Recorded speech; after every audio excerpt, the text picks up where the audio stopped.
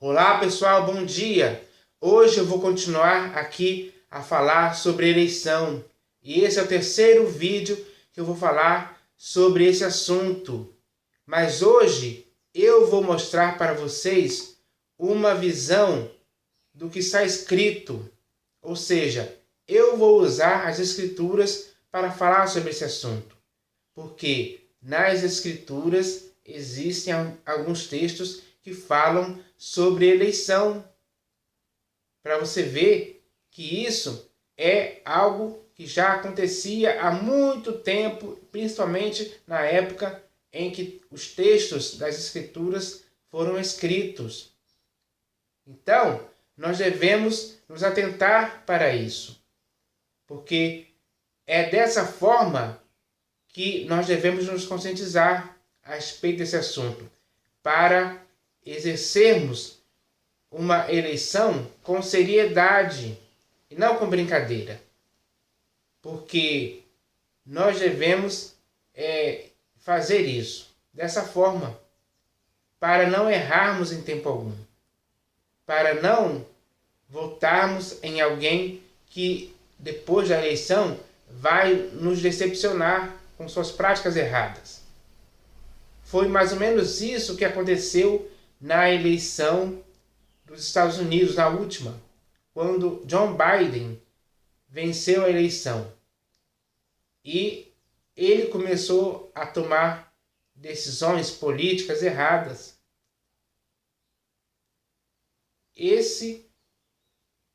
Foi isso que aconteceu. Então, toda decisão errada de um político traz consequências para a população. É ela que vai sofrer as consequências. Ele vai ficar tranquilo. O presidente dos Estados Unidos vai ficar tranquilo. Mas o povo é que vai sofrer. Então, isso é algo que também tem a ver com o que está escrito. Porque quando o ímpio, digamos assim, governa, o povo sofre.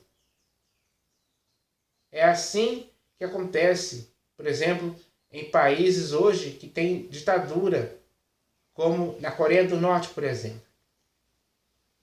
Aquele homem ali, Kim Jong-un, ele, infelizmente, é um homem ímpio. Está governando aquele povo. E o povo sofre. Veja como aquela população sofre nas mãos desse ditador. Então, é preciso entender que nem sempre aquela pessoa em que votamos vai fazer algo bom depois de ser eleito. Ele pode começar a fazer algo errado que possa prejudicar o povo. O povo, que é a maioria, tem que abrir os olhos a respeito disso. Então, hoje o que eu vou falar tem a ver com isso. Porque hoje, no Brasil, em 2022, nesse ano, vai ter eleição aqui no Brasil. E vai existir muitos candidatos. E quem é que vai votar nesses candidatos? Você e eu. Isso significa o quê? Que já nesse ano, nós já começamos a traçar em nossos corações um plano de votar em alguém. Vamos escolher algum candidato para votarmos. Vamos ouvir as propostas, o que ele vai nos dizer em sua campanha eleitoral. A partir daí é que vamos traçar o nosso plano para votar em alguém. Vamos olhar para as propostas de forma criteriosa, olhar bem para ver quem é um candidato justo e quem é um candidato ímpio. Porque vamos ter que votar em alguém. Mas, desde hoje, até o dia da eleição, temos que traçar um plano para votar em alguém que possa não prejudicar a população, mas sim ajudar a população desse país. Essa é a consciência que nós devemos ter ao votar. Votar é uma responsabilidade nossa. Então, nós devemos fazer isso com seriedade, com prudência. E espero que assim aconteça naquele dia da eleição. E se tiver um segundo turno, da mesma forma, vamos agir da mesma forma. Então, eu vou ler um texto aqui que fala a respeito disso.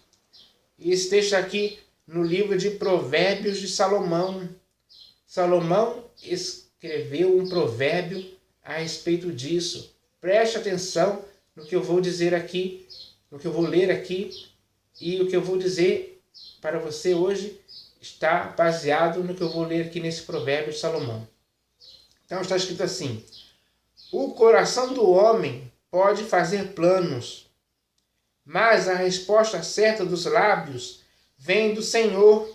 Então, quando nós traçamos um plano, que nesse caso seria ter o plano de votar em alguém, a resposta certa desse plano não pode vir de você e nem de mim. Não pode vir dos nossos próprios lábios. Não pode vir do nosso próprio coração.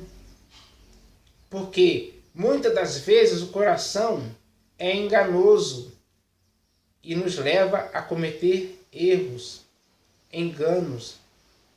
Só que depois do erro cometido, do engano cometido, não dá para mudar mais. E aí não vai dar mais para chorar pelo leite derramado. Então, nós devemos entender que a resposta certa desses planos que nós estamos traçando para votar em alguém não pode vir de nós mesmos. Tem que vir de quem então? Como está escrito aqui. Mas a resposta certa dos lábios vem do Senhor. Por quê? Porque o Senhor, Deus, o nosso Criador, Ele, muito mais que você e a mim, Ele sabe bem o coração das pessoas. Ele sonda perfeitamente o coração das pessoas. Ele sabe quais as intenções do coração dos candidatos, por exemplo. Ele sabe discernir bem, ele sabe sondar, ele sonda o pensamento, a mente. Ele vê quem é que vai agir de forma justa ou de forma ímpia depois da eleição. Ele sabe disso perfeitamente. Então, a resposta certa tem que vir dele para você e para mim. Então, nós devemos fazer o quê? Consultar ao Senhor Deus para que Ele nos diga a resposta certa, em quem devemos votar. E é isso que nós devemos fazer, principalmente na eleição desse ano. Então, nós devemos agir dessa forma. Nós devemos começar desde já a consultar ao Senhor para que Ele nos dê a resposta certa sobre quem devemos votar, para votarmos de forma certa, de forma prudente. É assim que tem que acontecer. Eu farei isso de minha parte. Espero que você faça a sua parte também. E comece a consultar ao Senhor, para que a resposta certa venha dele. Ele vai te dizer essa resposta certa com clareza, para que você entenda de uma vez por todas em quem você deve votar. Então, você não pode votar jogando, vou votar em um candidato, eu vou jogar uma moeda aqui para cima, se cair cara eu voto em tal candidato, se cair coroa eu voto em tal candidato. Não, não é assim, pessoal. Você não pode jogar nos dados. Tem 6 candidatos, eu vou jogar o dado aqui. Se cair no número 3, eu vou votar no candidato número 3. Não, não é assim, pessoal, que funciona. Eleição não pode ser feita dessa forma. Não. A resposta certa dos lábios tem que vir do Senhor. Então, é isso que nós devemos entender. Porque quando tivermos esse entendimento e colocarmos isso em prática, consultar ao Senhor para que Ele nos fale, para que Ele nos dê a resposta certa, com certeza a resposta certa será eficaz. E aí você vai votar no candidato que o Senhor Deus lhe deu a resposta. E é esse candidato que vai ser eleito, com certeza. Ou pelo menos você vai votar nele. E assim, possivelmente, esse candidato irá vencer as eleições. Porque foi o candidato que Deus lhe deu a resposta para que você votasse nele. É assim que eu vou fazer. Eu vou agir assim. Essa é a prudência necessária que devemos ter nesse momento. Então, agora eu vou ler aqui um texto que está aqui no livro de Atos dos Apóstolos, que vai esclarecer um pouco mais a respeito disso, para que possamos fechar esse assunto de hoje, com essa visão do que está escrito. Então, esse texto está aqui no livro de Atos dos Apóstolos, capítulo 1. E está escrito assim. Esse texto aqui vai falar um pouco também sobre eleição. E sobre pessoas que decidiram consultar ao Senhor, para que a resposta certa viesse dos lábios dele para todas aquelas pessoas que estavam ali, que eram mais ou menos 120 pessoas. Então o texto está escrito assim: porque está escrito no livro dos Salmos, fique deserta a sua morada, e não haja quem nela habite, e tome outro o seu encargo. É isso que vai acontecer esse ano. Quando o mandato de um presidente termina, como vai acontecer nesse ano, tem que se votar em outro, para que outro tome o seu encargo. Mas esse presidente que está aí hoje, ele vai se candidatar à reeleição também. Então ele vai ser um dos candidatos que vão tentar, renovar o seu encargo. Assim como outros vão querer tomar o encargo desse. Mas é necessário fazermos o que eu já estou dizendo aqui, consultarmos ao Senhor, para sabermos quem é que vai continuar ou outro vai tomar o encargo desse. E a resposta certa virá dos lábios do Senhor, com certeza. Então, continua dizendo aqui, é necessário, pois, que dos homens que nos acompanharam todo o tempo que o Senhor Jesus andou entre nós, começando no batismo de João, até ao dia em que dentre nós foi levado às alturas, um destes se torne testemunha conosco da sua ressurreição. Então propuseram 2, José, chamado Barsabas, cognominado Justo, e Matias. Então aqui 2 homens foram escolhidos, ou melhor, foram propostos 2 homens, José e Matias. Hoje, no caso da eleição, nesse ano, no caso da eleição, serão vários candidatos que serão propostos para ocupar o cargo de presidente da República Federativa do Brasil. Então, nós devemos começar desde agora, começarmos a consultar o Senhor para sabermos em quem vamos votar.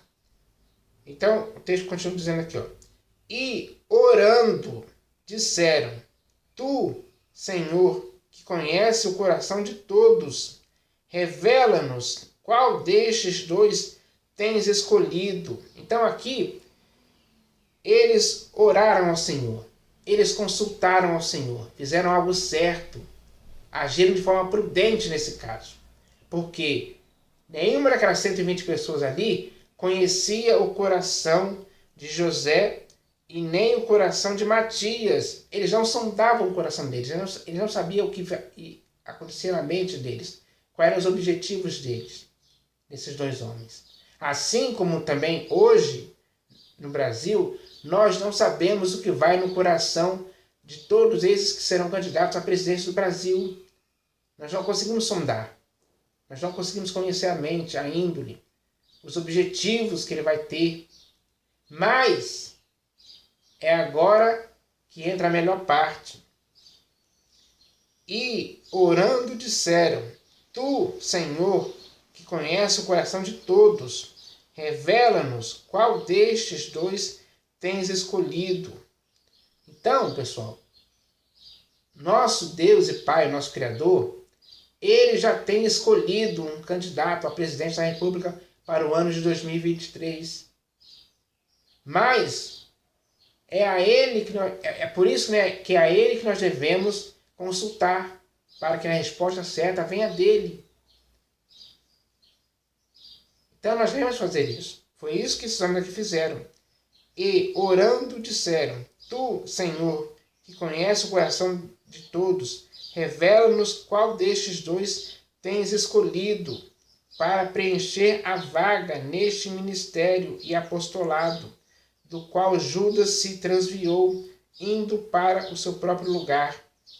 E os lançaram em sortes, vindo a sorte recair sobre Matias, sendo-lhe então votado lugar com os 11 apóstolos.